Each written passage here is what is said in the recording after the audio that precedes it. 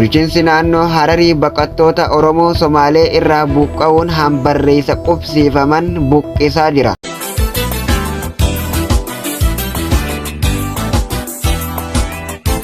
Baqattoonni Oromoo kanneen biyya isaanii keessatti humna naannoo Somaalee irraa yeroo bulchiinsa Abdiillee keessa qe'ee fi qabeenya isaanii irraa buqqa'anii yeroo ammaa magaalaa Harar keessatti rakkoo namoomaa hamaa keessa jiran.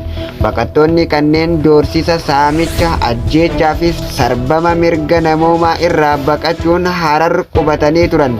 Garuu hanga ammatti manneen jireenyaa dhaabbataa hin arganne, nyaataa fi bishaan qulqulluu dhabanii jiru. Tajaajila fayyaa eegumsa hawaasaa argachaa hin jiran. Ijoolleen isaanii barnoota irraa haqamanii jiru.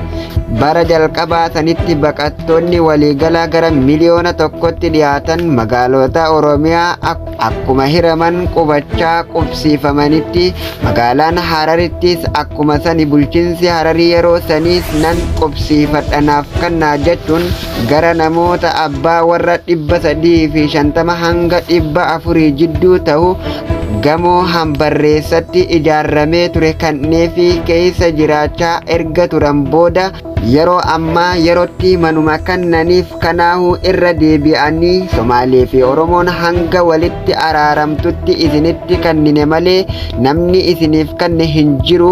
Gamoon kan mootummaatii gadhiisaa keessaa baha, hojii dhabdoota naannoo keenyaatiif kannina jechuun yeroo adda addatti osuma keessaa baasanii yeroo xumuraaf guyyaa kaleessaa guutumatti hunda isaanii gadi ari'anii hulaa itti cufanii jiru.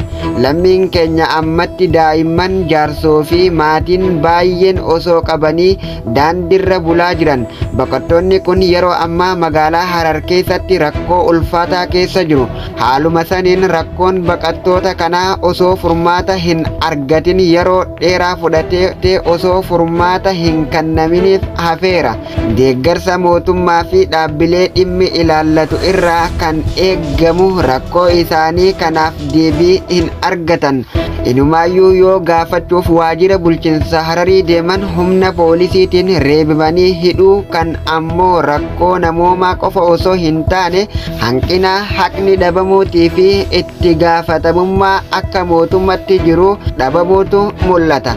Baqattoonni Oromoo kanneen eenyummaa isaaniitiif qofa yakka tokko raawwachuun alatti yakka tokko illee osoo hin hojjetin haalli isaan keessa jiran amma yaaddeessaa fi kan namaaf hin obsinedha.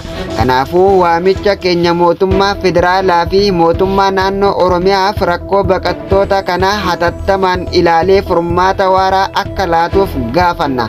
Dhaabbileen mirga namoomaa, dhaabbileen gargaarsa biyyaa keessaa fi idilee addunyaa deeggarsa namoomaa saffisaan akka godhaniif namuu gahee keenya akka baannu waamicha isiniif dhiheessina. Dargaggoota ba'a Oromiyaa irraa.